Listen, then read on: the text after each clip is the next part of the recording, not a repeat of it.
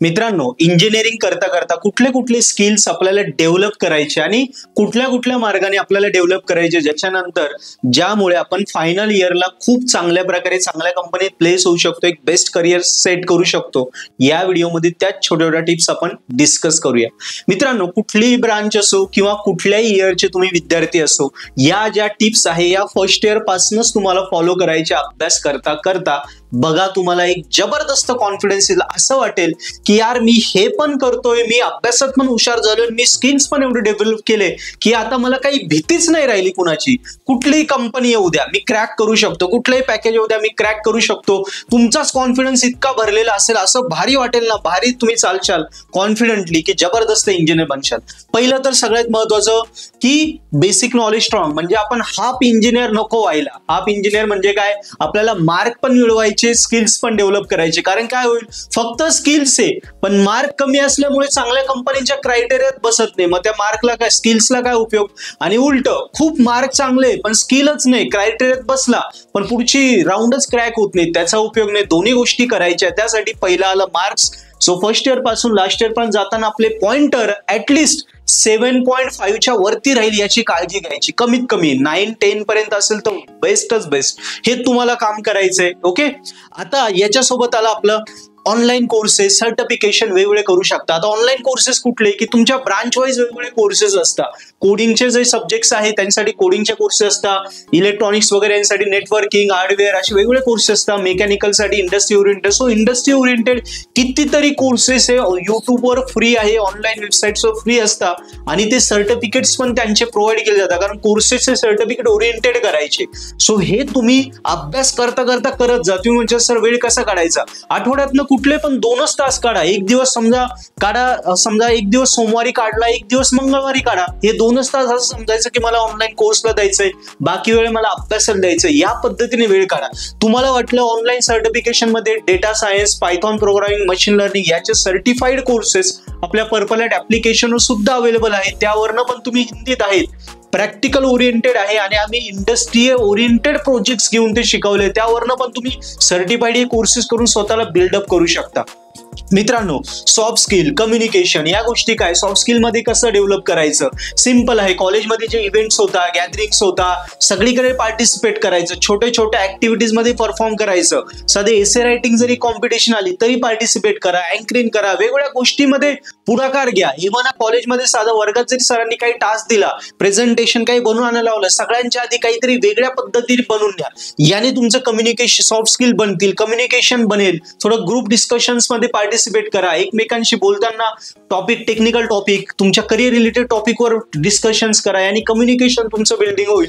Communication म्हणजे मी English म्हणत नाहीये, तुम्हाला मराठी जरी येत असेल बेस्ट आली पाहिजे, बोलता आलं पाहिजे त्या विषयावर, भाषा कुठलीही येऊ. यस, सो इंग्लिश आली पाहिजे असं काही नाही. यस, थोडीफार आली ओके आहे. नेक्स्ट आलं इंटर्नशिप, आलं इंडस्ट्री. आता इंजिनिअरिंग म्हटलं की इंटर्नशिप आणि इंडस्ट्री तर कंपल्सरी आहे, बरोबर. IB असते, इंडस्ट्रियल व्हिजिट.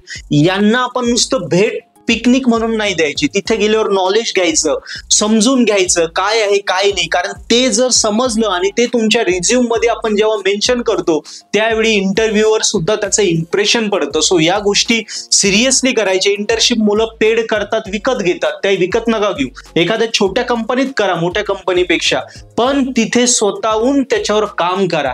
यस, नंतर आलं कॉम्पिटिशन्स आले. कॉलेजमध्ये जे कॉम्पिटिशन्स होता, हॅकेथॉन्स वगैरे वेगवेगळे कॉम्पिटिशन्स होता, त्याच्यात पार्टिसिपेट करा. नंबरच आला पाहिजे असं काही नाही, नाही नंबर आला तरी चालेल, पण ऍटलिस्ट तुम्ही त्याच्यात सहभागी व्हा. तुमच्या स्किल्स वाढतील, स्वतःमधलं लिडरशिप डेव्हलप होईल, थोडा कॉन्फिडन्स वाढेल. आणि इकडे अभ्यास पण चालू ठेवायचा, या पण गोष्टी चालू ठेवायच्या.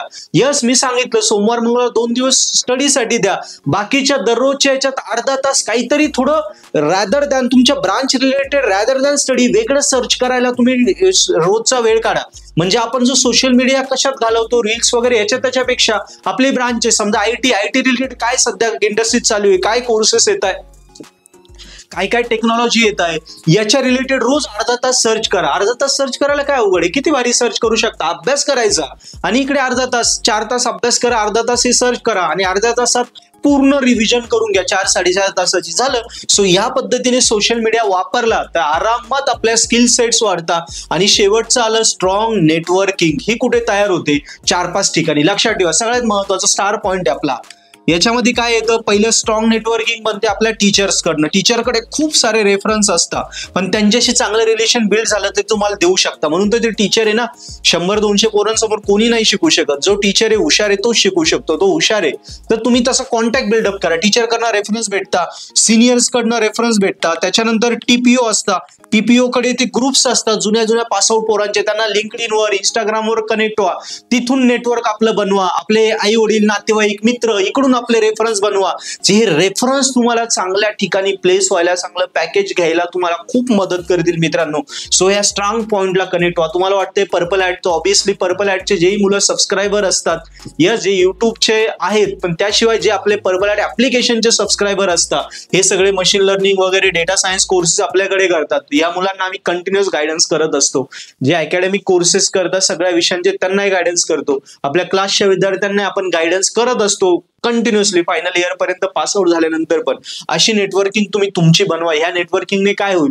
तुम्ही स्ट्रॉंग होशाल आणि बस तुम्हाला खूप चांगलं करिअर करायला खूप खूप फायदा होईल. सो मित्रांनो, या छोट्या छोट्या गोष्टी आहे, या गोष्टींचा फायदा घ्या. बघा 100% तुमचे स्किल्स इंजिनिअरिंग अभ्यास करता करता इम्प्रूव्ह होतील. व्हिडिओ आवडला असेल नक्की चॅनल सबस्क्राईब करा. काही डाऊट असेल कमेंटमध्ये लिहा. यस, आणि आपले मशीन लर्निंग डेटा सायन्सचे कोर्सेस बघा. आपल्या पर्पल ऍड ऍपवर सर्टिफाईड कोर्सेस आहे. लेक्चर्स बघा फ्री. आवडले नक्की सबस्क्राईब करा. नक्की तुम्हाला स्किल्स वाढवण्यासाठी खूप फायदा होईल.